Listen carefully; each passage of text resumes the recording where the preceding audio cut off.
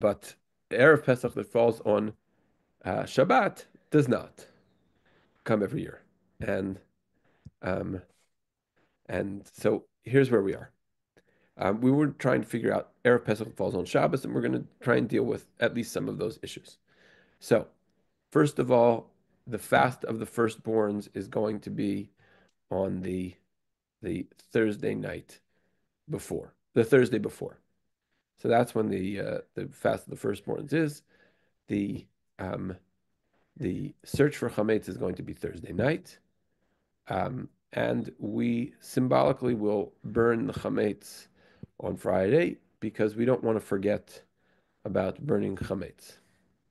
And we want to remember, we don't want to remember, oh, last year, when did we did it? We try and keep that sense of consistency from year to year. The tricky part of it is going to be the Shabbat part of it. The reason it's going to be tricky is it's very hard to get rid of your chametz on Shabbat, and you certainly can't burn it. And also, Shabbat comes with its own rules, right? Every Shabbat of the year, you're supposed to have, ideally, two challahs for Friday night, two challahs for Shabbat morning, and even two challahs for Sudash Lishit. So on this on this Pesach, two challahs for Friday night, no problem. Well, maybe no problem. We'll see about that in a second. Two challahs Shabbat morning, a little bit more complicated. Two challahs for Shalosh Seudos, no way, no how. Now, how does this get complicated? Let's deal with each one in due course. Friday night, there's no prohibition against eating chametz. Most people are not going to want to have a functioning chametz kitchen. Nobody wants to have to deal with chametz. Where do I store the food? Most people want to have food, any food that is not kosher for Passover. They want that to be in a sealed place, sold to someone who's non-Jewish. All that to be to be fully taken care of. So, if that's the case, um, the food on Friday night tends to be food which is itself kosher lepesach. Now, you don't want to mix bread in your kosher Pesach dishes, right? How to make a Jewish homeowner crazy is, put chametz in the vicinity of his kosher for Passover uh, utensils and food. So what do we do? What I would suggest to do is have a minimal amount of challah and intend the amount that you can fully consume. And you might even consume that. You might maybe spread a cloth or maybe eat it just slightly away from the table. Consume it, not have any other dishes out at the same time, and then dispose of it hopefully by eating it. Eating chametz is a valid way of destroying it. But as is often the case, there may be some crumbs, there may be some leftover pieces.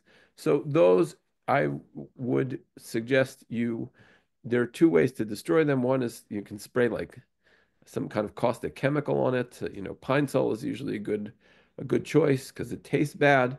Um, and the other easy way to do it is flush it down the toilet. That's another way that you can get rid of your chametz. So that's the first meal. So just reviewing in the first meal, you eat your challahs, but eat it separate from the rest of the meal. Make sure you consumed it and gotten rid of it. The second meal, I would strongly, strongly suggest you join us at Shara Tzedek. Why? Because we're going to help you do this. I looked, I think, just a little bit yesterday.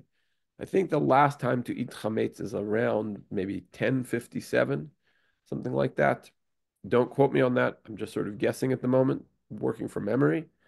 But that means that um, if we were to just have a regular Shabbos at Shara Tzedek, we maybe get to Kiddush 11:30 on a good week, right? So that at that point we couldn't eat anything. So what we will probably do is we would probably be making our service early. Might even be an 8 o'clock service, right? So if we start davening at 8 o'clock, by 9:30, we will have finished Kriyat Torah. maybe maybe we'll make it 8:30, at which point maybe 10 o'clock we get to we finish Kriyat Torah. And then after we finish Kriyat Torah, then we're going to break for Kiddush with motzi. We will we will have a little bit of bread. It'll be before the last time to eat chametz. And we will this is going to be harder for Shara Tzedek because we're only going to eat the amount of bread. We have to guess how many people are going to be there. We'll have bread for everyone. They'll make challah on rolls. We'll probably have maybe you know, some way to keep it separate from the rest of the food. We'll eat the motzi. We will finish the meal, and then we will gift all of the bread to Jen, or maybe it too will be we'll pour pine sol over whatever bread is left, and it is no longer edible for a dog. That is the definition of chametz. Is no it has to be 5 species of grain fermented for 18 minutes. That is still edible for a dog. So if it became putrid, whether by becoming moldy or by having poison on it, it's no longer considered chametz. So that's what we're going to do, and then we'll go after that. We'll daven musaf. We'll do the rest of the davening. What about Sudash Lishit? Sudash Lishit, uh, Sudash Lishit, I would suggest what we do is we you eat. You can actually have matzah balls. You can have any kind of chametz, I mean, sorry, matzah product that would not be acceptable um, for the purposes of the mitzvah of of um, of the Seder, right? If matzah, you're not allowed to eat matzah Erev Pesach. And many people, including my family, we have the custom not to eat matzah all the way 30 days before Pesach because we want to be hungry for the taste of matzah when we come into Pesach. Now, the technical definition of that, according to many poskim, is matzah that can be eaten for the Seder.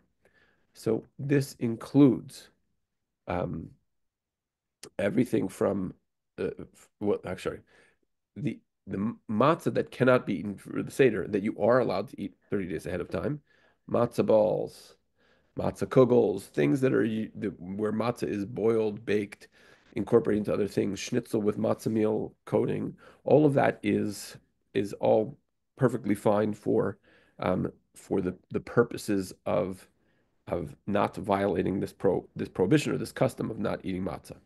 It is only pure matzah that you could eat for the Seder. Now, there is one kind of matzah which is a little bit iffy on that, and that is egg matzah. And here there's a machloket between many different um, authorities. You have the Ramah says not to eat it. The Noda Yehuda says he doesn't understand the Ramah, and if it wasn't for the Ramah, he would say it should be just fine.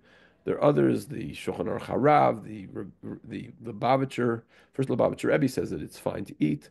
So there are for sure authorities that say you're allowed to eat egg matzah if you feel like if you're very careful about Sudash Lishit and you want to eat something, you can have egg matzah. Personally, my recommendation would be don't eat egg matzah. You should have, you know, you you have chicken, you can have fruit, you can have something that will sustain you and not make you crazy hungry for the Seder as part of your Sudash Lishit. Fruit, vegetables, potatoes, are certainly ideal. Some people recommend you should have some kind of mizonot, which would mean like matzah meal cakes or something like that. Yes, Annie. What about matzah from last year? Can you eat it before Pesach? I mean, No, no, no, about no. That's still good for the Seder. no, before the Seder. No, no, no, no. That's still kosher enough to eat for your Seder. So you cannot eat that before. Matzah from Oh, last year is just matzah. I got it. I don't recommend eating matzah from last year, but it's still just matzah. Right. It was kosher last year, so it would be suitable today. I Right, got it. right, right. Okay.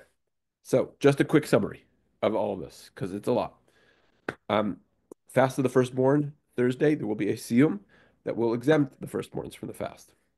Then we check for the chametz on Thursday night. Chametz will be sold Friday morning, and and the last time to eat chametz is somewhere around 10:57, and we are going to therefore make sorry, actually, Friday night meal. Just have bread separate from your kosher Pesach food. Shabbat morning, join us for Sharat Tzedek. We're going to eat. We're going to daven early, eat early, and then go back to do musaf. And for Sudash Shishit, my recommendation is protein, fruit, and if you really, really want mezonot, have like kosher Passover cake or some such thing, or maybe a matzo ball. Um, okay. Uh,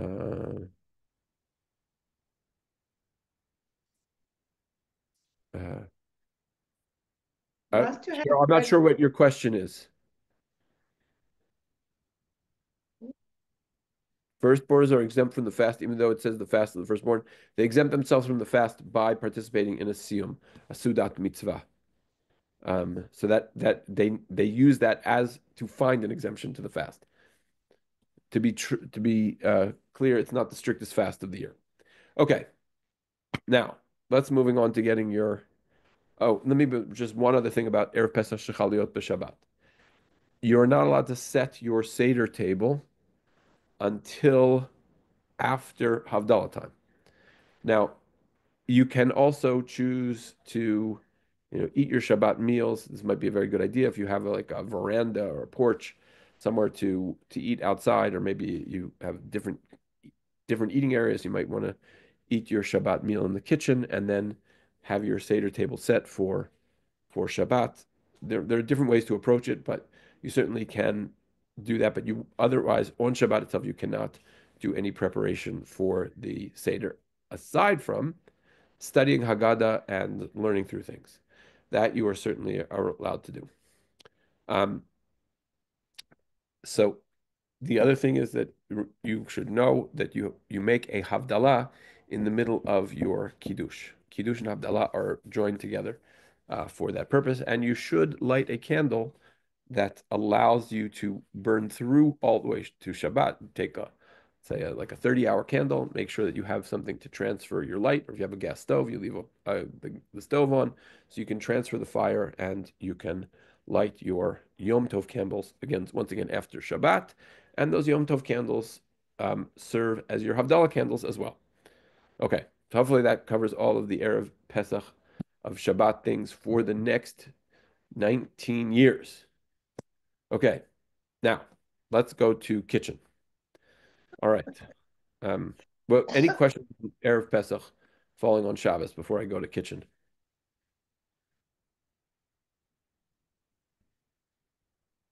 Okay. All right.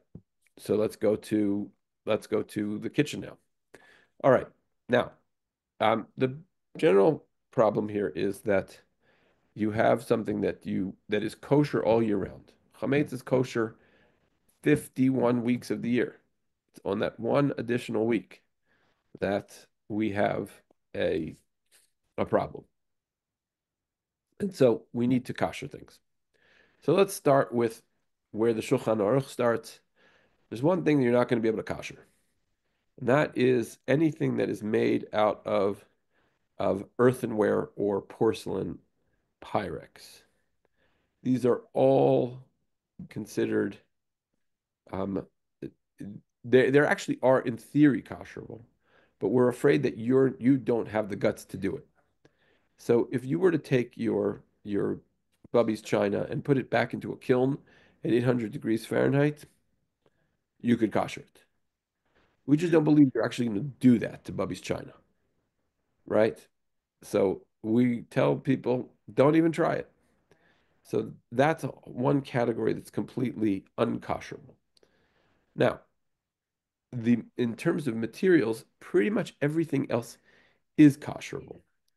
Metal, stone, glass is a little bit more complicated, but we we Ashkenazim try not to kosher glass.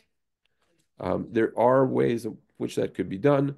Sephardim do, but I would not recommend you kosher glass for Pesach. recommend that you have different glassware for Pesach. Why not? Glass is not penetrable or soaks any food or anything like this. So, so there, so there are different ways to look at glass. One way to look at glass is it's impenetrable, it's clear. Look at it, it's clean. The other way to look at glass, it's just another kind of earthenware. So the question is, how do you look at it? And they're really, it's everything from untraceable to unconscionable are the positions in with respect to glass. Okay, moving to the next category. The next category is metal. So metal, there are lots of things made out of metal. Let's start with the easy stuff. Your cutlery. Cutlery is kosherable, but on Pesach, and there's a difference between Pesach and year round. On Pesach, we do not kosher any metal that has a a blade and a handle that are made of two different materials that have been fused together. If you have a knife which is cast out of a single piece of stainless steel, then or iron or some other steel composite, no problem. That's fine. But when I take a wooden tang or a silver handle and put it into into a steel blade, we are just afraid that there's going to be something trapped in the cracks. And so we don't kosher that at all. But your spoons, your forks, they are koshered by putting them in boiling water. Let me just talk for a second about how that is done. The way that that is accomplished is that we use a vat of boiling water. We we make sure that the silverware is clean and sits for 24 hours. What that does is that makes any food any chametz that has been absorbed in it, it changes to a technical status which is called noten tam lifgam. It means that the taste is no longer good after a day. So imagine you left your chicken noodle soup out for 24 hours, right? Well, that would probably might start to grow something in it, something that you don't want to eat, something that might not be terribly delicious. And so the same thing is presumed to happen with the chicken soup that's stuck in your spoon that has, bits of starch from the noodles that are there.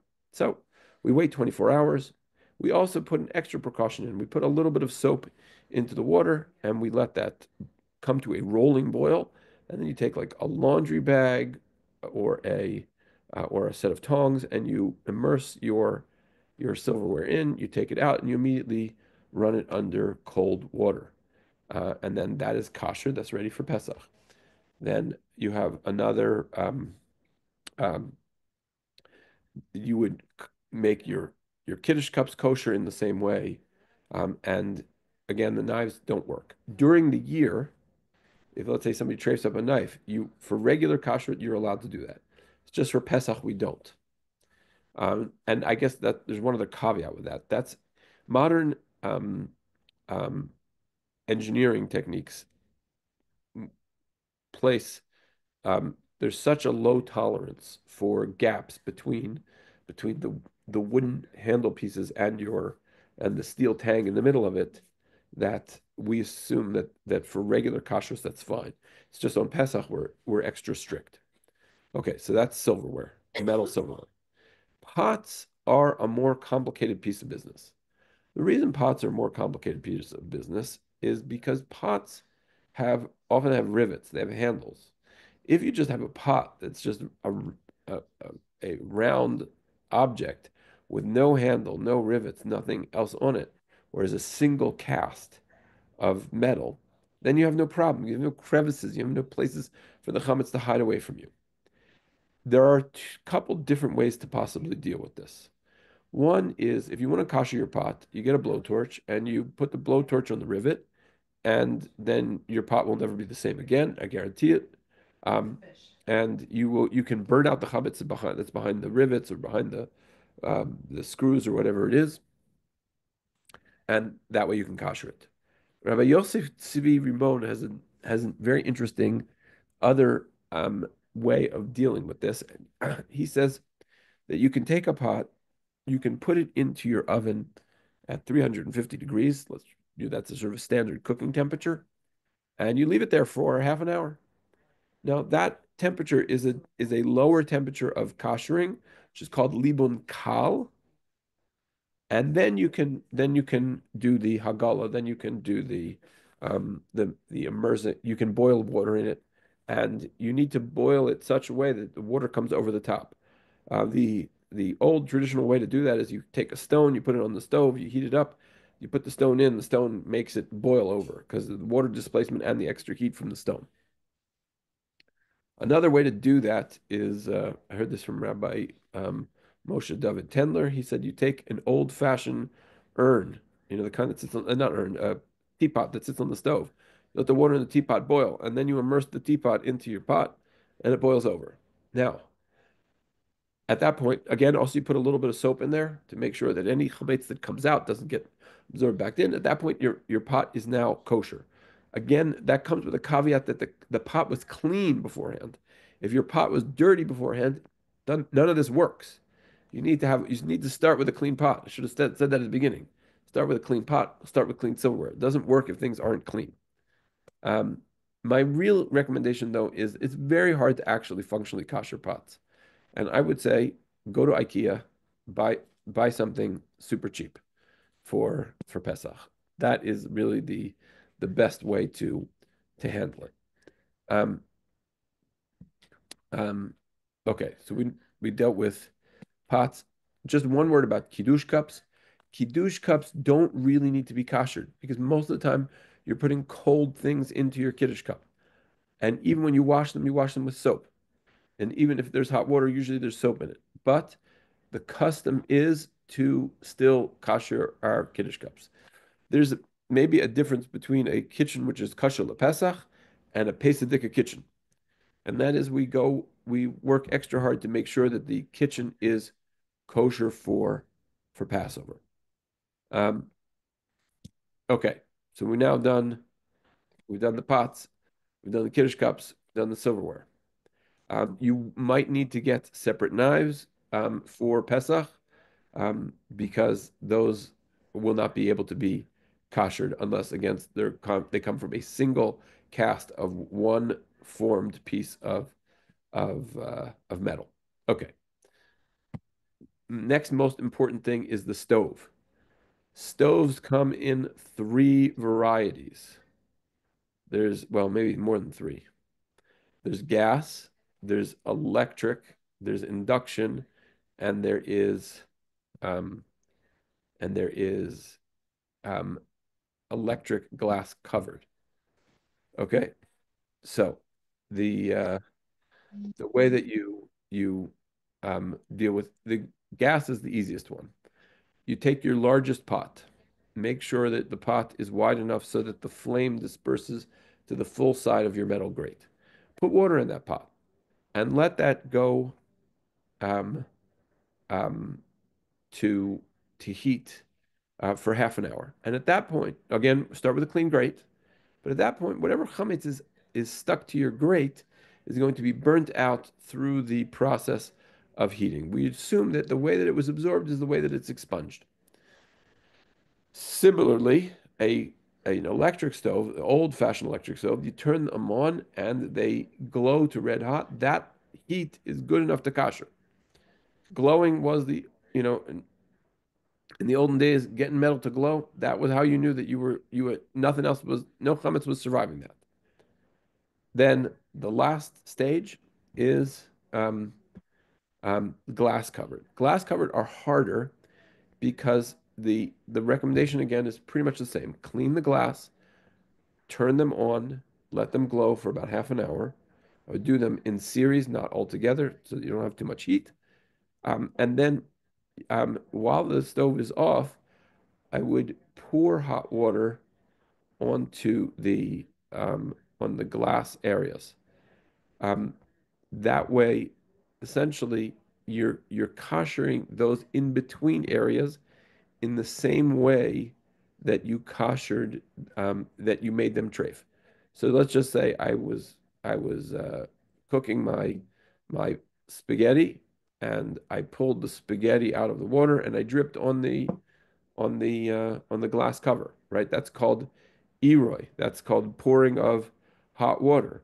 So you're pouring hot water on it in order to kosher it. So that should help you kosher that. It is also best to avoid putting pots down in between the burners. We try and generally avoid that. That's another way to make sure that you don't have issues. But you should also be aware that the general idea is um, um, um, the general idea is that um, Kibolo kachpolto, the way things were absorbed, so that is the way that they are expunged. And as well, there's another leniency which we talk about, which is called rov tashmisho, the general way which in something which is used. So most of the things that spill on your counter, they're not necessarily chametz. You made string beans, you boiled edamame. That's not chametz. Most of the time, you're not boiling pasta. I mean, unless most of the time you are. But the general idea is that we follow the majority. One other thing to note is that two dry surfaces, a dry hot pot and a dry hot stovetop, do not present a problem until you have liquid in between or some kind of substance in between. Then you might have a problem. But until that point, you don't have a problem. Okay. Tiana, you ask a question.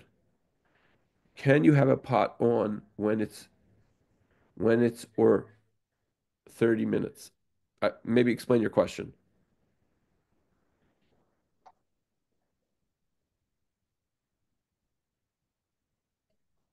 Uh, the new glass house shows shut off the burners when there's nothing on them almost immediately. Oh, so you can put a pot of water on top. No problem. Yeah.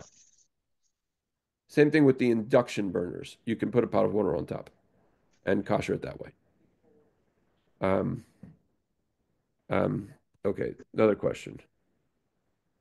I'd be careful of hot glass with water over because I have to assume again, check with your manufacturer, but a glass top stove should be able to handle a little bit of spilt hot water. Otherwise, how could they survive in homes, right? People do spill hot water when they cook, right? But maybe I'm wrong. Um, okay, okay. Um, yes, okay. Tiana's telling us she's koshered her glass top stove. No problem. Induction are the same as the glass top. Obviously, you just have to use an induction pot. Okay. Um, all right. Um, all right. Microwaves. Um, microwaves, I don't think are so easy to kosher, but I have a solution for you. Double cover everything in your microwave and you're fine.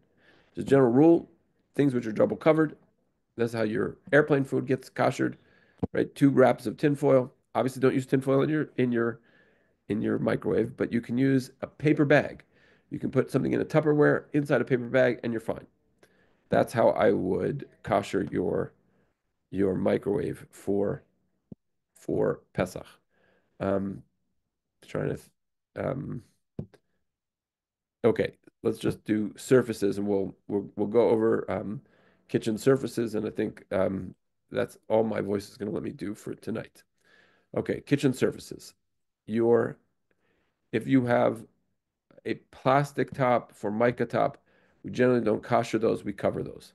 Stone can be koshered, metal can be koshered, wood also can be koshered, but if you have wood tops, I would suggest covering them because I'm not sure they're going to do great with your koshering.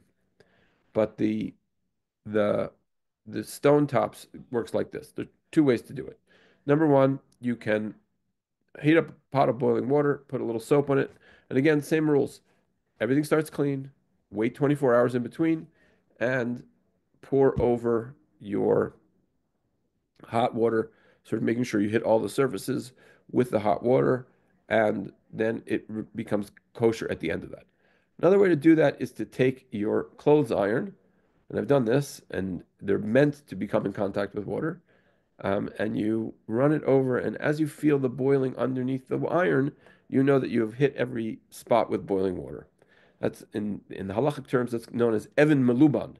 They would heat up a stone, maybe would hold it with tongs, and they would move it around, and the water would boil under the stone. So this also works. Again, put a little bit of pine salt into that water to make sure that anything that comes out um, koshers it. Your sinks are also in the same category that you can kosher a sink. You have to make sure it's clean. You let it sit for 24 hours without hot use. You can run the cold water in the sink in the meantime. The cold water does not change its status, but hot will. Do not run hot water for 24 hours. And then you put a little pine salt in the water, you boil, and you pour it around, making sure you hit all areas of the sink. And I would also hit the faucet and all the areas around the faucet, maybe around the exterior of the sink, and that also makes your sink kosher for Pesach. Um, okay, so what I'm going to do is people can write me during the week for topics or utensils or parts of the kitchen that I have not covered today, and I will try and cover them next week so that we cover that too. All right. Any last questions, comment? All right. Everyone have a fantastic day. See you guys next week. Thanks, Rabbi. Thank you. Bye Thank bye. you. Thank you, Bye. Rabbi.